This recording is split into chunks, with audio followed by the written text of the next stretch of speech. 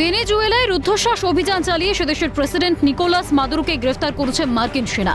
জানা যায়, শনিবার ভোররাতে মাত্র 30 মিনিটের অপারেশনে মাদুরোকে বন্দী করে আমেরিকা। 5 বছর ধরে আমেরিকার হিট লিস্টে ছিল মাদুরো।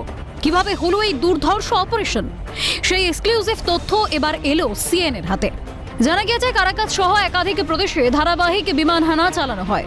বিস্ফোরণ আর বিদ্যুৎ বিচ্ছিন্ন করে রাজধানীকে অন্ধকারে ডুবিয়ে অপারেশন চলে। গোপন কমান্ডো রেডে মাত্র আধ ঘন্টারও কম সময়ে সেফ হাউস হানা। সেফ হাউস থেকে ভেনেজুয়েলার প্রেসিডেন্ট নিকোলাস মাদুরো ও তার স্ত্রীকে তুলে আনে কমান্ডোরা। 2024 আগস্ট থেকেই সিআইএ টিম মাদুরোর ঘনিষ্ঠ বৃত্তে ঢুকে পড়ে। মাদুরোর চলাফেরা, নিরাপত্তা, জীবনযাপন, এমনকি খাদ্যাভ্যাস পর্যন্ত ট্র্যাক করে পাওয়া তথ্যের ভিত্তিতেই সেফ হাউসের পূর্ণ ব্লু প্রিন্ট তৈরি করা হয়। মাদুরোর পতনের সিদ্ধান্ত তখনই কার্যত নির্ধারিত হয়ে যায়।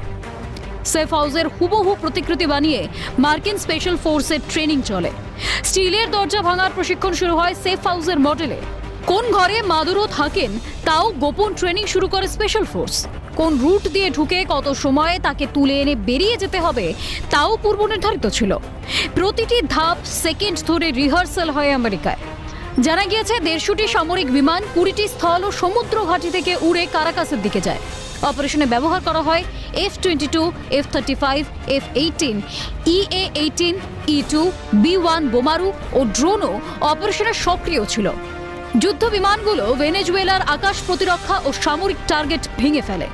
বিশেষ হেলিকপ্টারগুলোকে নিচু উচ্চতায় ওড়ানো হয়। সেফ হাউসের খুব কাছে পৌঁছানোর রাস্তা তৈরি করে দেয় ফাইটার জেটগুলো। এরপর স্থানীয় সময় রাত 1:01 কিছু পরে সেফ হাউসে ঢোকে বিশেষ বাহিনী। আধ ঘন্টারও কম সময়ে শোয়ার ঘর থেকে টেনে তোলা হয় মাদুরোকে। একই সঙ্গে আটক করা হয় তার স্ত্রী সিলিয়া ফ্লোরেসকে। মাদুরো দম্পতিকে ভেনেজুয়েলা থেকে উড়িয়ে নিউ ইয়র্কের মেট্রোপলিটন ডিটেনশন সেন্টারে পৌঁছে দেওয়া হয়। সাংবাদিক বৈঠকে মার্কিন প্রেসিডেন্ট ডোনাল্ড ট্রাম্পের দাবি, দ্বিতীয় বিশ্বযুদ্ধের পর এ ধরনের অভিযান মানুষ কখনো দেখেনি। And early today, at my direction, the United States Armed Forces conducted an extraordinary military operation in the capital of Venezuela. Overwhelming American military power, air, land, and sea, was used to launch a spectacular assault. And it was an assault like people have not seen since World War II. It was a force against a heavily fortified military fortress in the heart of Caracas to bring outlaw dictator Nicolas Maduro to justice. This was one of the most stunning, effective, and powerful displays of American military might and competence.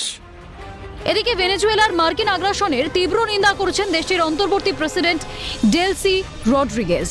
কুর্সিতে বসেই মার্কিন president ট্রাম্পকে কড়া বার্তা দিয়েছেন তিনি। Delcy সাফ জানিয়ে দিয়েছেন, ভেনেজুয়েলা কোনোদিন কোনো সাম্রাজ্যের উপনিবেশ হবে না, কারোর দাসত্ব করবে না। মাদুরোই আমাদের একমাত্র নেতা। অবিলম্বে তাকে এবং তার স্ত্রীকে মুক্তি দিতে হবে। Constituye una terrible mancha en el desarrollo de las relaciones bilaterales. En esa operación militar fue capturado el presidente Nicolás Maduro y la primera dama, primera combatiente Cilia Flores. ভেনেজুয়েলার অভিযোগ, এই হামলা আসলে মার্কিন আগ্রাসনের একটা ঘৃণ্য উদাহরণ। এদের উদ্দেশ্য শুধুমাত্র ভেনেজুয়েলার তেল ও খনিজ সম্পদ দখল করা। স্বভাবতই প্রশ্ন উঠছে যে, ভেনেজুয়েলার এই খনিজ সম্পদ দখলের লক্ষ্যেই কি এই অভিযান মার্কিন সেনার? প্রশ্ন আন্তর্জাতিক মহলের। ক্যালকাটা নিউজ।